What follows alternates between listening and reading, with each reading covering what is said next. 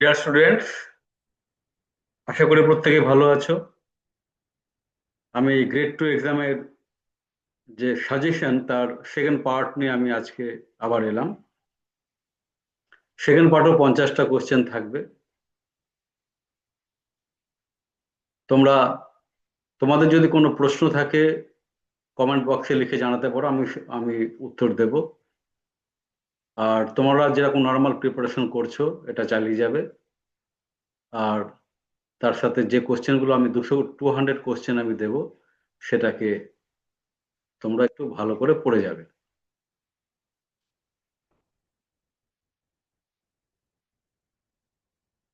Part two A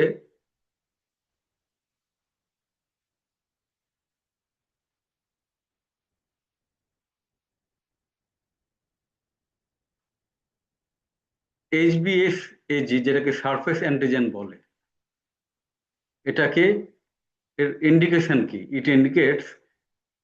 it shows the virus is present, মানে active infection আছে কিনা।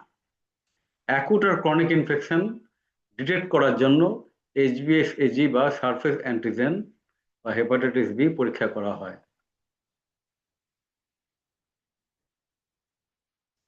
Earliest sign of dehydration in children, thirst.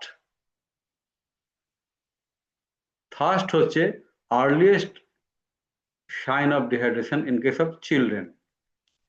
Best indicator of fetal well-being, non-stress test. Non-stress test reliably identifies hypoxia.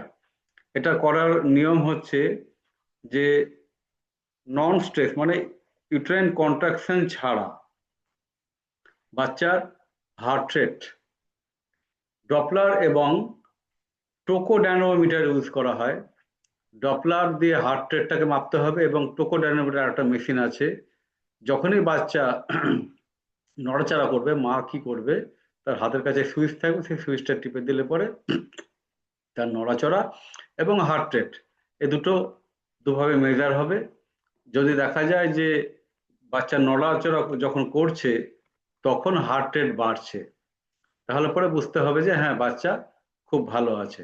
এটাকে বলা হয় NST বা নন stress test, যেটা ইন্ট্রাফিটাল লাইফে বা প্রেগনেন্সি পিরিয়ডে করা হয়।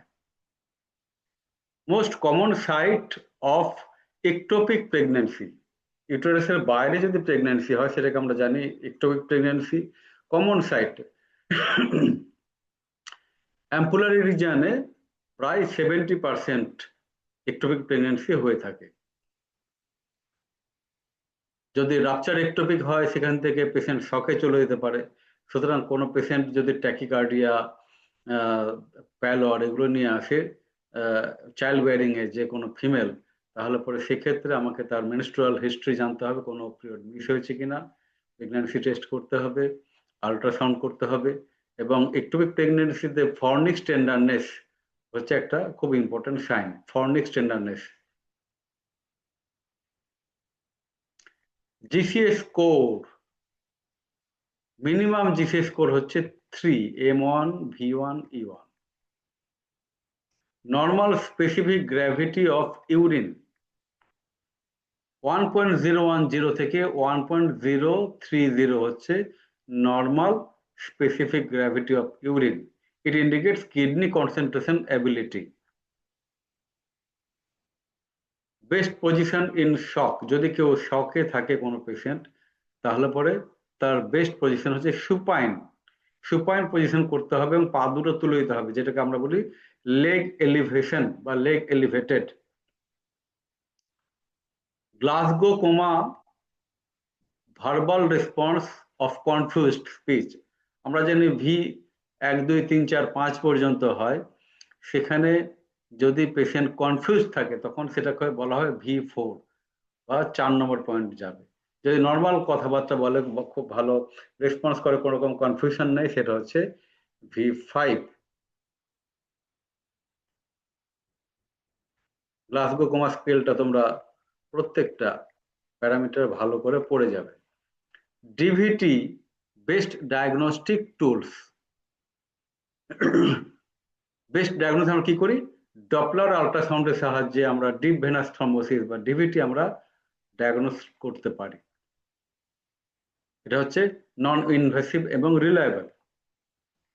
Normal amniotic fluid index, AFI, normal amniotic fluid index বা AFI, এটা হচ্ছে 5 থেকে 24 সেন্টিমিটার। এটা কি করা হয়? অ্যামনিওটিক ফ্লুইড নর্মাল তার ভলিউম আছে কিনা এটা জানার জন্য 4টে কোয়াড্রেন্টে ডেপথ মাপা হয় আল্ট্রাসাউন্ড দিয়ে। তো এই ডেপথটা নর্মালি থাকতে হবে 5 থেকে 24 সেন্টিমিটার। যদি 5-এর কম হয় তাহলে অলিগোহাইড্রামনিয়াস, আর যদি 25-এর বেশি হয় তাহলে পরে পলিহাইড্রামনিয়াস, মানে জল বেশি আছে। আর যদি 5-এর কম থাকে তাহলে পরে জল কম আছে। পলিহাইড্রামনিয়াসিন মানে যদি অ্যামনিওটিক ফ্লুইড এক্সেসিভ অ্যামাউন্ট থাকে, কোথায় পাবো আমরা? সেটা বলছে TE ফিস্চুলা, ট্র্যাকিও ইসোফেজিয়াল ফিস্চুলা। যদি কোনো বাচ্চার ইন্টারফিটাল লাইফে ট্র্যাকিও ইসোফেজিয়াল ফিস্চুলা থাকে, সেই বাচ্চা সলোইং করতে পারে না, মানে ঢোক গিলতে পারে না। বাচ্চা কি করে? ওই অ্যামনিওটিক ফ্লুইড ঢোক গেলে, তো ওই ঢোক গিলতে না পারার ফলে অ্যামনিওটিক ফ্লুইড তৈরি হচ্ছে কিন্তু অ্যাবজর্ব হচ্ছে না। সেই জন্য তখন কি হয়? জল আস্তে আস্তে বাড়তে থাকে, ফ্লুইড ইনক্রিজ করতে থাকে। সেক্ষেত্রে সেই জন্য আমরা পলিহাইড্রামনিয়াস আমরা কোথায় পাবো? ট্র্যাকিও ইসোফেজিয়াল ফিস্চুলাতে। First step, first reflex disappears in infant. First reflex মানে বাচ্চা নিউবর্ন বেবি যে হাত মুট করে, হাত খোলে, নর্মাল যে একটা ইনভলন্টারি মুভমেন্ট বা রিফ্লেক্স, যেটাকে আমরা মোরো বলি বা স্টার্টল রিফ্লেক্স বলি। এই স্টার্টল রিফ্লেক্স জন্মের পর থেকে শুরু হয় এবং ডিসঅ্যাপিয়ার করে 3 থেকে 6 মাসের পর থেকে, বা 4 থেকে 6 মাসের পরে এটা আস্তে আস্তে চলে যায়। কিন্তু এটা হচ্ছে মোরো বা স্টার্টল রিফ্লেক্স হচ্ছে first reflex of the newborn baby.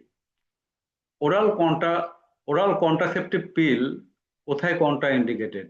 Deep venous thrombosis যদি থাকে তাহলে পরে OCP হচ্ছে contraindicated. Antidote for warfarin, warfarin হচ্ছে একটা অ্যান্টিকোয়াগুলেন্ট, রক্ত তরল রাখার জন্য দেওয়া হয়। যেখানে অ্যাট্রিয়াল ফিব্রিলেশন বা ভালভুলার হার্ট ডিজিজ বা ডিপ ভেনাস থ্রম্বোসিস, যাদেরকে প্রোফাইল্যাক্সিস দিয়ে রাখতে হয়, যদি এটা বেশি মাত্রায় হয়ে যায় এবং রেগুলার আয়এনআর চেক করতে হয়। ওয়ারফেরিন যদি কেউ রেগুলার খায় তার নিয়মিত আয়এনআর চেক করা দরকার। তো যদি দেখা যায় আয়এনআর অত্যন্ত বেশি হয়ে গেছে এবং রক্তক্ষরণের সম্ভাবনা থাকে, অনেক সময় যারা ওয়ারফেরিন খাচ্ছে তাদের যদি হাইপারটেনশন থাকে, অনেক সময় দেখা যায় যে পেশেন্ট সাবডুরাল হেমাটোমা নিয়ে এসছে, আনকনসাস নিয়ে বা অন্যান্য নিউরোলজিক্যাল ফাইন্ডিংস নিয়ে। সেক্ষেত্রে ভিটামিন কে হচ্ছে ওয়ারফেরিনের antidote. Vitamin D deficiency causes rickets বা অস্টিওম্যালাসিয়া, এটা প্রত্যেকে জানো তোমরা। ফার্স্ট হার্ট সাউন্ড বা এস1 কেন হয়? এস1 হওয়ার কারণ হচ্ছে অ্যাট্রোভেন্ট্রিকুলার ভালভস যখন ক্লোজ হয় সেই ক্লোজারের যে শব্দ সেটা হচ্ছে এস1। নর্মাল কিউটি ইন্টারভ্যাল 0.36 থেকে 0.44 হচ্ছে সেকেন্ড, 0.36 থেকে 0.44 হচ্ছে নর্মাল কিউটি ইন্টারভ্যাল। কিউ মানে হচ্ছে যেখান থেকে ভেন্ট্রিকুলার ডিপোলেশন স্টার্ট হচ্ছে, আর টি হচ্ছে ইসিজিতে যেখানে ভেন্ট্রিকুলার রিল্যাক্সেশন। PQRST, পি হচ্ছে অ্যাট্রিয়াল ডিপোলারাইজেশন, কিউ হচ্ছে ইন্ট্রাভেন্ট্রিকুলার সেপ্টাম যখন প্রথম ডিপোলেশন হলো, টোটাল ভেন্ট্রিকুলার ডিপোলেশনের মধ্যে কিউ দিয়ে শুরু হচ্ছে। আর হচ্ছে depolarisation of the maximum mass of the ventricle. S হচ্ছে এন্ড পয়েন্ট যখন ভেন্ট্রিকুলার ডিপোলারাইজেশন শেষ হচ্ছে অ্যাট দ্য বেস অফ হার্টে। তো কিউআরএস কমপ্লেক্স মানে হচ্ছে ভেন্ট্রিকুলার ডিপোলারাইজেশন, পি মানে হচ্ছে অ্যাট্রিয়াল ডিপোলারাইজেশন, টি মানে হচ্ছে ভেন্ট্রিকুলার রিপোলারাইজেশন। তো ভেন্ট্রিকুলার ডিপোলারাইজেশন শুরু থেকে ভেন্ট্রিকুলার রিপোলারাইজেশন হওয়া পর্যন্ত যে সময়, সেটা হচ্ছে 0.36 থেকে 0.44 সেকেন্ড। এটা মনে রাখতে হবে। কিউটি ইন্টারভ্যাল অনেক সময় বেড়ে যায় অনেকগুলো ড্রাগে, যেমন খুব কমন ড্রাগ বমির অনডেনসেট্রনে কিউটি ইন্টারভ্যাল বাড়ে।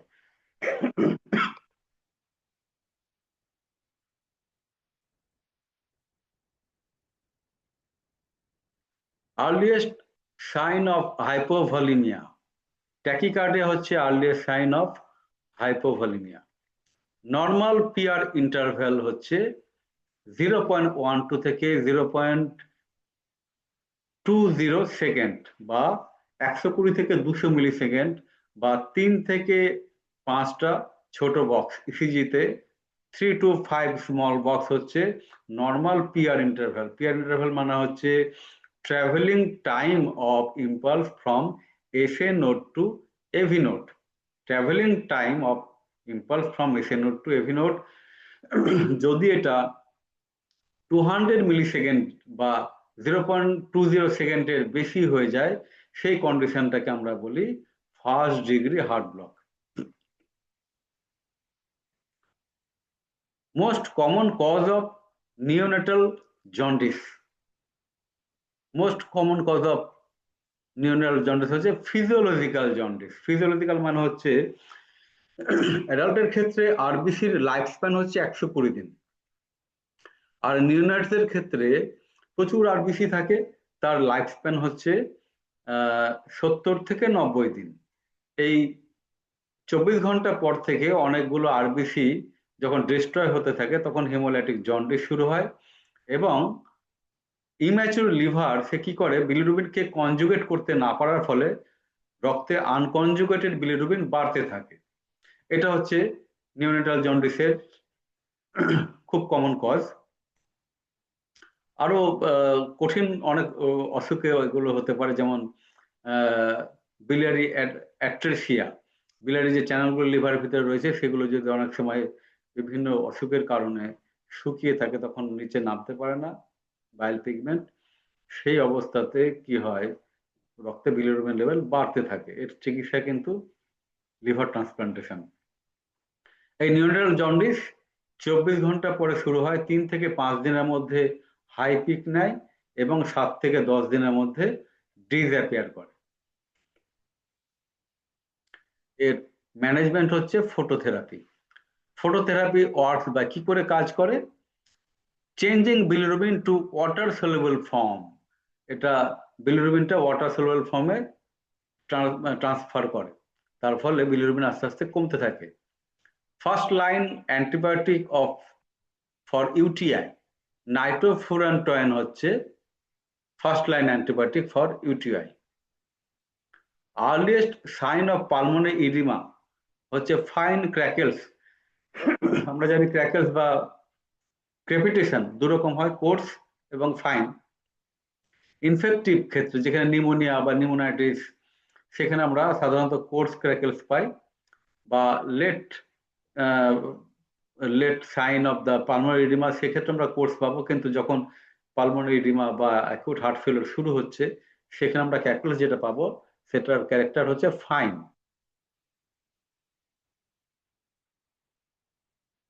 Most common type of shock, hypovolaemic shock হচ্ছে most common type of shock.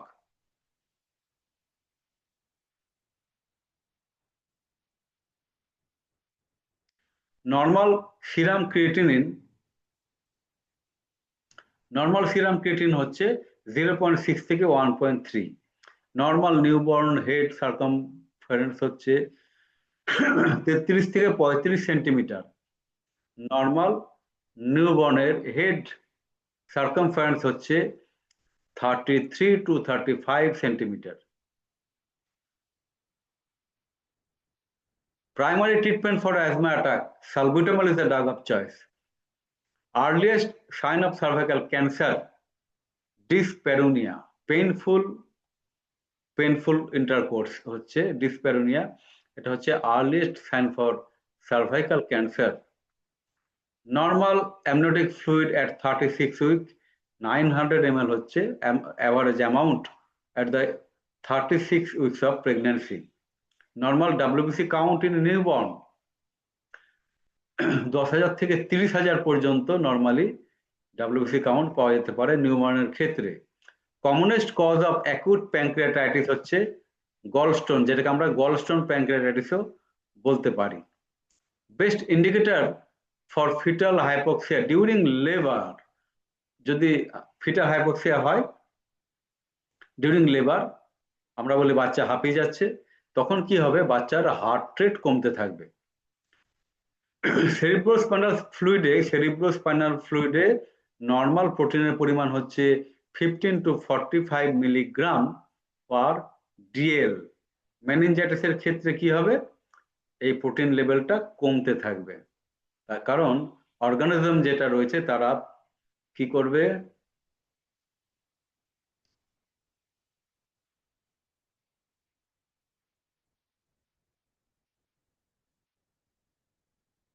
Sorry, এই প্রোটিন লেভেলটা বাড়তে থাকবে, সুগারটা কমতে থাকবে। যদি মেনিনজাইটিস হয় সুগার কমবে, কিন্তু প্রোটিন বাড়বে। Most reliable test for MI diagnosis, troponin T বা ট্রোপোনিন আই হচ্ছে most reliable test for MI, 4 থেকে 6 ঘন্টার মধ্যে পজিটিভ হয়। Normal ICP in MM, intracranial pressure normal কত, 5 থেকে 15। Best position for suspected air embolism, যদি এয়ার এম্বোলিজম হয় left lateral with head down, খুব এটা মাথায় রাখতে হবে। Ideal position for air embolism left lateral with head down, বাঁ দিকে কাত হয়ে মাথা নিচের দিকে করে রাখবে। রিফাম্পিসিন কজেস, রিফাম্পিসিন টিবির একটা ড্রাগ, এটা কি করে, রেড অরেঞ্জ কালারের ইউরিন তৈরি করে।